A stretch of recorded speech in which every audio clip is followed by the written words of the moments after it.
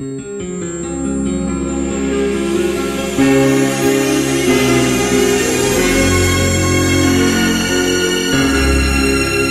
visite chez un de nos partenaires, c'est à Gordes, Atom Architecture, une visite avec son fondateur Rudy Flamand.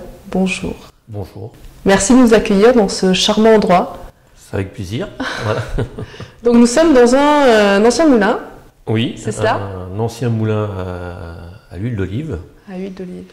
Qui était un peu le symbole du bureau, hein, qui est devenu le symbole du bureau, puisque c'est un signal fort que nous avons exploité pour en tirer parti et pour signaler notre agence au pied de Gordes. Voilà. Alors Atom Architecture, Atom ça fait penser un petit peu à la maison. C'est un nom que j'avais trouvé à Bruxelles. D'où votre accent? Voilà, mon petit accent belge. Et c'est tout d'abord on est parti sur l'atome.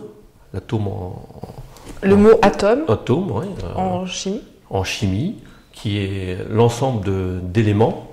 Hein, et ces ensembles d'éléments qui représentent un peu l'architecture, l'essence de l'architecture, l'association de plusieurs pièces. Et j'étais parti sur l'atome. Ensuite, en travaillant sur le nom, ça déviait sur at home, à la maison. Et j'ai gardé au départ le petit symptôme d'atome, puisqu'on avait comme l'atome de fer, qui était le logo du bureau. Voilà. C'est l'association des deux, et architecture, bien sûr, pour l'architecture. Voilà. Pour définir votre activité, donc, pour définir notre activité. Qui est de l'architecture, donc de la création de plans oui. de bâtiments immobiliers, donc plutôt dans les résidences. Particulier, notre activité est essentiellement sur de la résidence privée ou des clients privés, parce qu'on ne se limite pas qu'à l'habitation, mais également aux hôtels, au domaine viticole, au commerce, au bureau. Donc on est relativement large, mais notre activité principale, c'est quand même la résidence secondaire, privée bien sûr, dans tout le midi de la France et également à l'étranger. Voilà. Alors votre activité, est-ce qu'elle est réduite à la... Et si je dis réduit, c'est pas péjoratif, hein, bien au contraire, mais est-ce qu'elle est réduite à la réalisation de plans ou est-ce qu'elle est aussi se développe sur le design, sur la décoration, sur l'art de vivre, sur l'espace de vie aussi? Oui, pour moi l'architecture d'abord c'est une passion.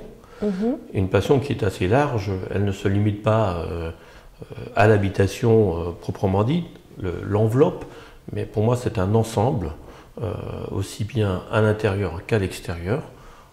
Nous essayons d'aller jusqu'à une mission complète avec les clients, d'ensemble, en proposant l'aménagement intérieur, le mobilier, la décoration bien sûr, et aussi les jardins. Les jardins, parce que c'est mettre aussi en évidence notre architecture, et ça fait partie, l'intérieur comme l'extérieur, fait partie de notre boulot, et j'insiste sur cette mission d'ensemble. C'est pas le tout de faire une belle architecture, mais si elle est mal mise en évidence, ou éventuellement mal meublée, on peut dévier facilement vers quelque chose qui soit un peu chaotique, quoi. Donc votre mission, si je puis dire, entre guillemets, c'est d'accompagner donc la personne qui vous voit, donc votre client, oui. des fondations sur papier, si je peux dire, donc qui est le plan, jusqu'au produit final. Ce qu'on appelle nous le clé en main. C'est une mission qui est très importante parce que nous accompagnons le client de A à Z, du départ de la feuille blanche, je dirais, jusqu'à la remise des clés. Et ça c'est important puisqu'on accompagne le client et c'est avant tout une question de confiance. Parce que l'architecture, elle naît bien sûr d'une créativité, mais s'il n'y a pas d'échange entre le client Et nous, les architectes, il n'y a pas de résultat, il n'y a pas de réussite, il n'y a pas de satisfaction. Donc moi j'insiste sur la confiance, l'échange, le dialogue, et c'est de là que naît bien sûr notre architecture. L'architecture, je dirais plutôt, du client, puisqu'elle correspond bien sûr à un certain style de notre bureau, de ma patte, mais elle est aussi... Vous êtes le révélateur quelque part de l'envie, vous êtes le révélateur concret de l'envie du client quelque part, par rapport à ce qu'il souhaite lui-même. On concrétise un certain rêve, puisque bien souvent c'est un rêve aussi, c'est un projet de vie, l'architecture, l'habitation, et nous concrétisons, nous mettons sur papier, et ensuite nous concrétisons en réalité, bien sûr. En matérialité. En matérialité, voilà. On donne ce côté, c'est du rêve à la réalité, en fait. Voilà. Et nous sommes là, nous sommes les maîtres d'œuvre de cette action, et qui est très importante, parce que on doit je dirais, pomper, à la limite, les sentiments, les souhaits du client pour le mettre... Oui, c'est ça, c'est plus qu'une histoire de client prestataire, c'est pas du tout ça, c'est une histoire d'humain quelque part. C'est très humain. Vous essayez en fait de faire ressortir l'envie du client par ses émotions, par ses rêves. On a un côté un peu psychologue. Psychologue, c'est ça, thérapeutique. Oui, thérapeutique, puisque oui, on doit rentrer, on doit se mettre à la peau du client, se mettre à sa place, et essayer de sentir ce qu'il a besoin, ce qu'il a envie, et ça c'est très important. Je dirais c'est la phase la plus importante de notre métier, puisque faire de l'architecture c'est un grand mot. On peut en faire des... Alors j'ai l'impression que ce métier-là a évolué, parce qu'il me semble qu'il y a peut-être une dizaine d'années, les architectes, donc vos comment on dit, collègues, confrères, peut-être rester simplement à la base de mise en dessin, alors qu'aujourd'hui vous allez vraiment au-delà. Comment vous le voyez et c'est intéressant en plus votre regard, parce que déjà vous arrivez, donc vous êtes installé en 99, donc lors d'une visite touristique où vous êtes tombé amoureux de ce pays-là, donc vous avez un double regard, à la fois le regard d'architecte moderne, j'ai envie de dire, et en même temps d'architecte, une personne qui vient de l'extérieur. Oui, en fait je suis passé un peu d'un extrême à l'autre, puisque j'ai quitté Bruxelles en 99. Dans une architecture vraiment traditionnelle et urbaine, puisqu'on était sur Bruxelles, contemporaine aussi, et j'ai fait un grand pas plutôt en arrière, puisque je me suis retrouvé ici à Gordes, où l'architecture est très traditionnelle. On est encore dans la pierre, c'est la pierre le matériau principal, une architecture très traditionnelle, très noble, mais très traditionnelle aussi, qui est l'architecture provençale. Donc pour moi c'était un contraste énorme, et ce contraste énorme m'a enrichi, effectivement, m'a enrichi dans ma démarche, dans ma façon de faire, dans ma façon de créer, dans ma façon de concevoir, de percevoir aussi les clients. Puisque la clientèle est complètement différente. Quand vous créez un immeuble de bureau sur Bruxelles, on n'a pas du tout les mêmes objectifs de rentabilité. Ici, on a des gens qui viennent se faire plaisir avant tout, des clients qui viennent se faire plaisir, et ça c'est très agréable. Après, au niveau architecture, j'ai réussi, après quelques années, à faire le mélange du contemporain et du traditionnel. Réussir, ça veut dire quoi? Parce que c'était un défi pour vous, c'était peut-être une éducation aussi à montrer. C'est un défi, c'est plus qu'un compromis, parce que j'aime pas le mot compromis, parce que c'est toujours entre deux, mais c'est un défi, et il a fallu quelques années pour mélanger l'architecture traditionnelle avec l'architecture contemporaine. Puisque quand même nous vivons en 2016, il est aussi le devoir d'un architecte, c'est de aussi créer et de concevoir pour 2016 ou 2020, et pas pour pour les siècles derniers. Donc il faut quand même aussi marquer notre patte, entre guillemets. Et nous avons, en tout cas au niveau du bureau, on insiste sur le fait qu'on vit en 2016 et pas en 1800 et qu'il faut vivre dans une architecture contemporaine tout en respectant l'intégration à l'extérieur. Alors là, le lieu de votre bureau est tout à fait révélateur par rapport à ce que vous expliquez, puisque l'intérieur est hyper design, hyper moderne, avec une ambiance aussi d'art contemporain.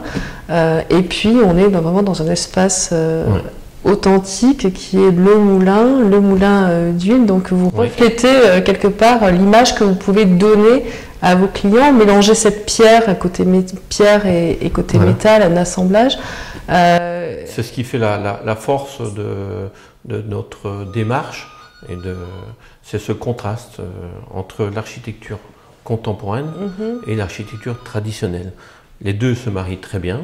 Il y a eu des exemples comme le Louvre, le Louvre avec la pyramide de Paye, on est arrivé à marier les deux, mais nous c'est la même chose. Ici, nous essayons de marier les deux. Ce n'est pas forcément une obligation. On peut aussi accentuer ce contraste. C'est ce que je préfère.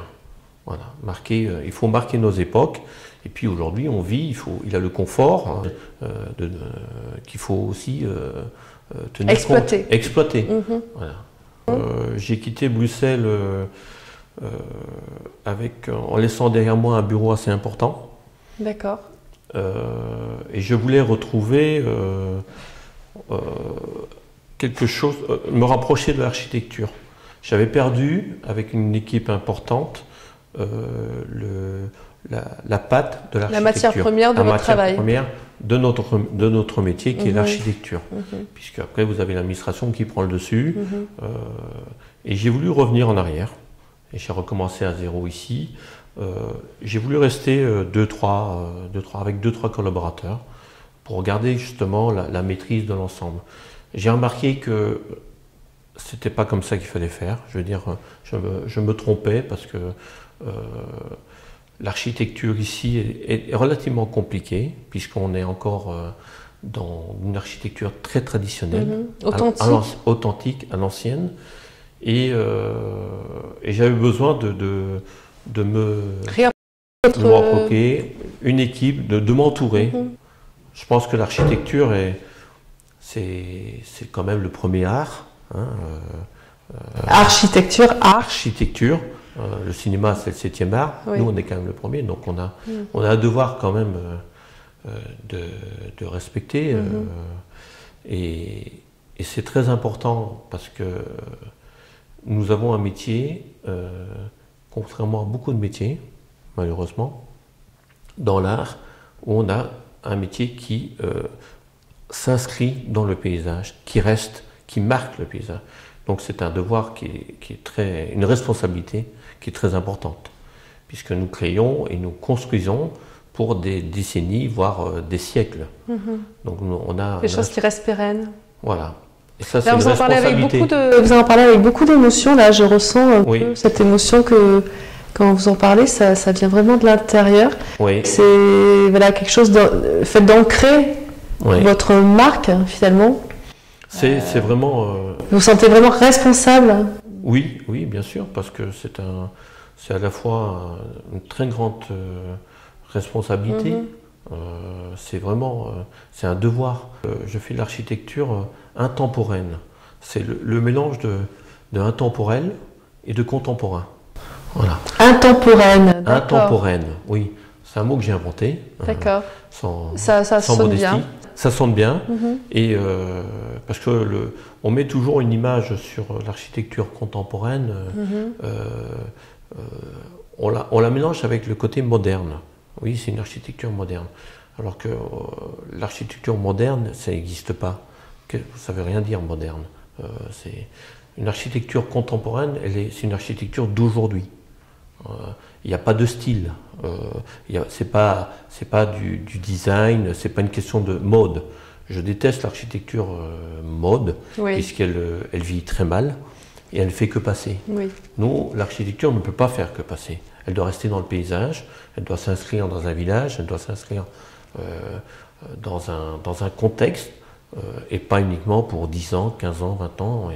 C'est pour ça que l'architecture, elle est intemporelle pour moi. Voilà. J'aime bien. Voilà, c'est peut-être ce qui qualifie, le mot qui qualifie le plus ma façon de penser sur l'architecture. Et comme vous disiez tout à l'heure, il faut qu'elle sorte de l'intérieur. Ça vient de mettre. Voilà, c'est mes tripes. Oui. Et c'est une passion avant tout. C'est une passion avant tout. C'est un art de vivre, l'architecture. Voilà. Comment Gordes est arrivé à vous ou comment vous êtes arrivé à Gordes? Alors Gordes, je ne suis pas arrivé à Gordes, c'est Gordes qui est arrivé à moi. Ah. Ouais, c'est une bonne question. J'ai atterri à Gordes par un client qui était de Bruxelles et qui a acheté des terrains sur Gordes en 1997. Et j'avais déjà construit pas mal de choses pour lui en Belgique. Et il est venu me chercher au bureau pour faire le projet à Gordes. Il m'a dit je voudrais que tu me fasses une maison dans le Luberon. Voilà. Donc je connaissais pas, honnêtement, je ne connaissais pas le Luberon à l'époque. Je connaissais la Provence, mais pas spécialement le Luberon. Et j'ai dit ben oui, pourquoi pas. Moi j'aime tout ce qui est défi. Donc je l'ai suivi. On est venu à Gordes. Et quand j'ai vu le terrain, le paysage, et une chose qui m'a marqué, c'est la lumière. On a la chance de pouvoir construire en pierre sèche sur Gordes.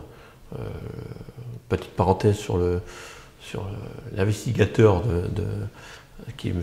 Chabert, qui a imposé la pierre sur le poste de 1983 et qui a fait de Gordes ce qu'est Gordes aujourd'hui. C'est une pierre très blonde, effectivement, qui sort de la terre, qui se rapproche aussi du soleil en même temps. La lumière est certainement différente aussi, mais je pense que la lumière en Provence est très forte et pas uniquement sur Gordes. Plus qu'en Belgique? Ah, plus qu'en Belgique, oui. En Belgique, on ne parle pas de lumière. On ne parle pas de lumière. En Belgique, on a un plafond.